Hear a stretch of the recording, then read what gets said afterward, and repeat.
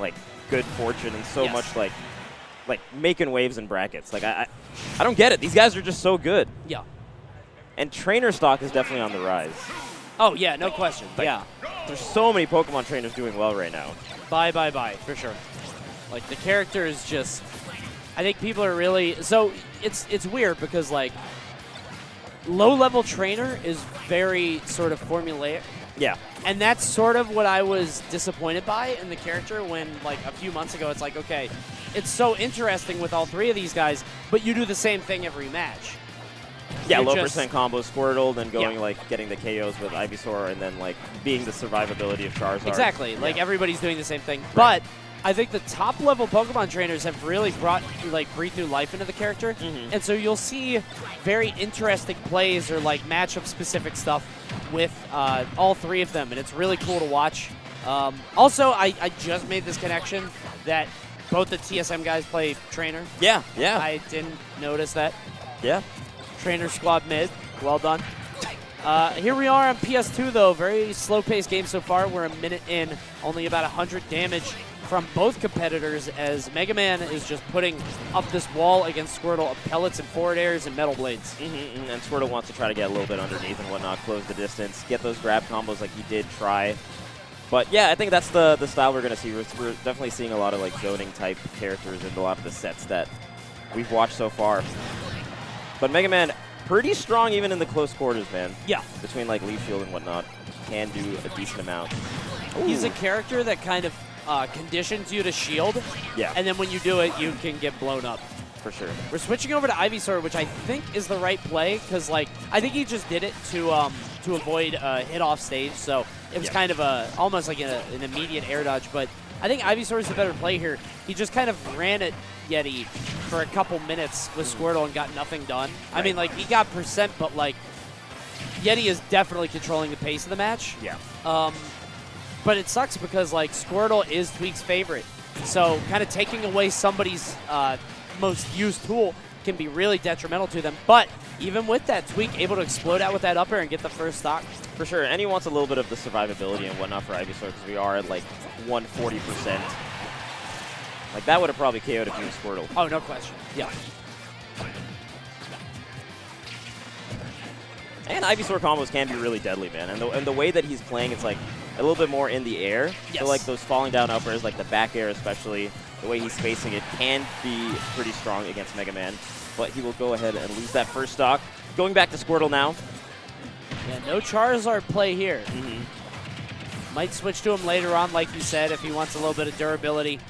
Going over to Ivysaur, though. I do think the Ivysaur is doing the best out of what we've seen so far. Yeah, so far. I just think that Ivysaur, like, Squirtle has low percent combos, but Ivysaur has them too, and they're a bit more reliable, at least in this matchup. Yeah. Because, like, Squirtle needs grabs, and if you're trying to run in on Mega Man and get grabs, you might get blown up. Ivysaur, he's going to try to catch him with aerials, with up air, with down air, kind of string them. Yeah, and I think he has, like, just overall a little bit better spacing tools. So, like, he doesn't have to go, like, as close to Mega Man to get his stuff started. Like, he can be a little bit far away between, like, the back air and whatnot. And he's got Razor Leaf, which is definitely definitely useful in this matchup. Yeah, being able to puncture that kind of wall that Yeti is putting up is super good. Kind of force him to rethink. Yeah, right there. And even if you short hop it, he went above the Metal Blade and caught him on the head and then gets the up air. Yeah, Tweek is just looking really good here. Has really figured out this matchup. Yeti struggling to deal with the Ivysaur. He definitely has the Squirtle down, but the Ivysaur is a problem. For sure, for sure. And Tweek is just going to keep going back to Ivysaur whenever he's gets KO'd or whatnot. Barely not KOing there. Oh, wow. And we're even now on this last stock. Yeah, that was awesome by Yeti. It kind of exposing Tweek's impatience, I want to say. Because, like, he buffered an option off the ledge immediately, and Yeti had that so charged up. All he had to do was nothing. Right. But he did something, and that's what you get. It happens, especially off ledge when you have the momentum on your side. You kind of want to ride it.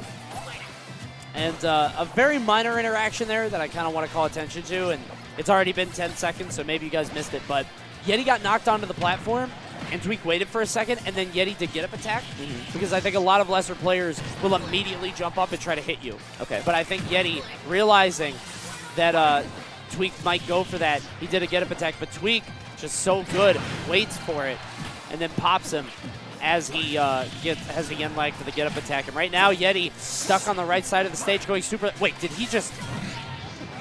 Oh, no. What just happened? The offstage play. You let him have it. Yeah, you went a little bit too ham for how methodical and whatnot he was playing throughout that game 1. There's no reason. There's no reason. He was way low. Sometimes even switching to Charizard wasn't enough. No, I mean, sometimes you look to commentators to make sense of plays like that. We can't. I can't tell you what that was. I'm sorry. So we're staying with Pokemon Trainer. Tweek, nodding his head, saying, I had it. I mean, it was getting much more even. I don't want to make it sound like that was a foregone conclusion. No. I think, especially because of how Yeti was reading him, even on that second stock getting the KO. I think it was overall pretty even as a match. But when you make a crucial mistake like that against a player like Yeti, it's not good. No. I mean, you only get 3 stocks. Giving up a third of your life is just... Yeah. What's the life expectancy? Like 80 years? Like, dude, you're giving up 20, 25? That's insane, you know? No. So there we go. Good forward air into back air. Tweek. Maybe he's got to take a deep breath, but... Really good Pokemon switch off the ledge there, avoiding the edge guard that Yeti was trying. And now switching back to Ivysaur, spacing these backers, drifting away with the neutral air. Just like the bigger hitboxes, I should say, that Ivysaur does have, I think really lend itself well to a matchup like this. You can just take up a lot more space. Yeah, and I don't think the bigger hitbox is that bad. Yeah. Because, like, Ivysaur is big, but he's also not especially tall. Right. And Squirtle, standing on his back legs, is tiny, but he's tall. Like, you know what I mean? Yeah, so you're going to get hit by the pellets anyway.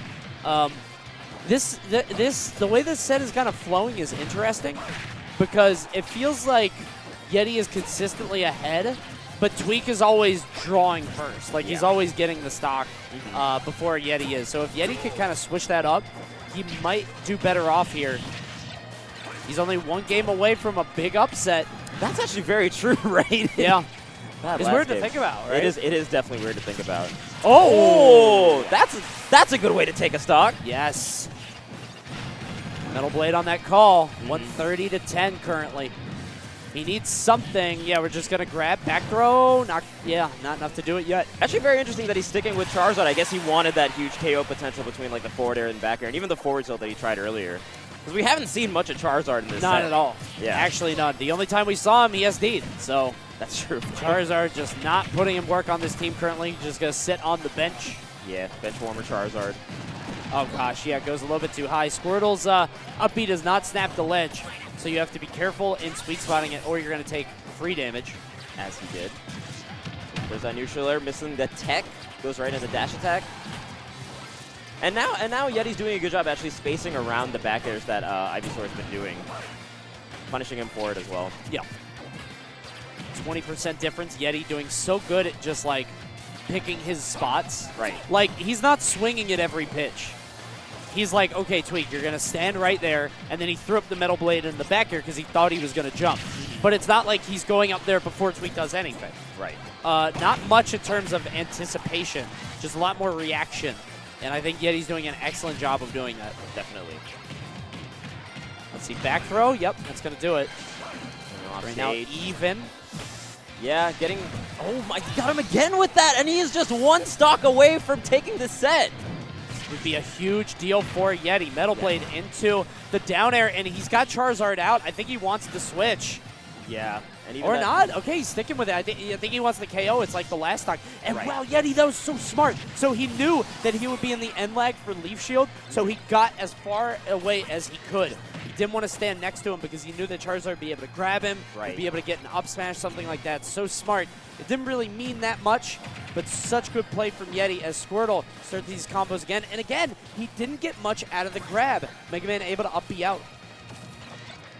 It's a really impressive play right now, man. I think overall, he's definitely trying to get the KOs with Charizard and then just sticking mostly with Ivysaur. But right now, we're actually seeing him stick with Squirtle. I think he wants to change it up a little bit because Yeti's doing a good job spacing around like all the Ivysaur's aerials. So he wants to change it up a little bit. Keeping him in the corner. Squirtle is his favorite. Yeah. And I think changing the tempo this much might be good. Can't even get a dash grab on a parry. Yeah. You know he thought he had enough time.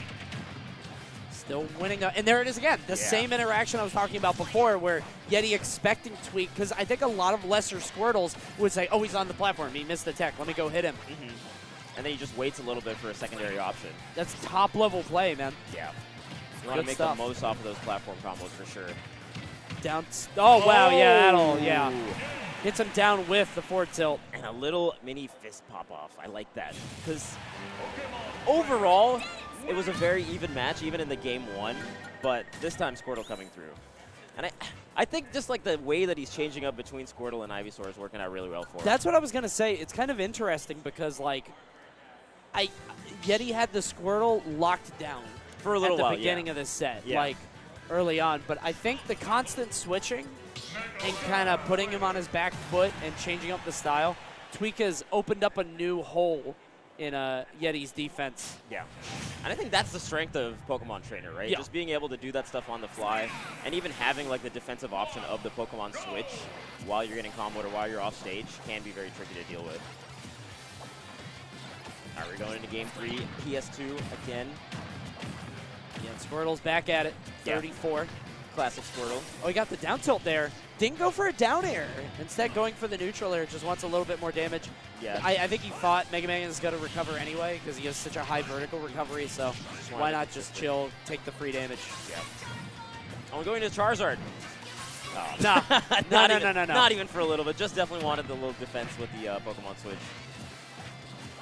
It's so funny. It's like Charizard is only out as an accident here. I love that B reverse on the Leaf Shield, trying to mix him up on that.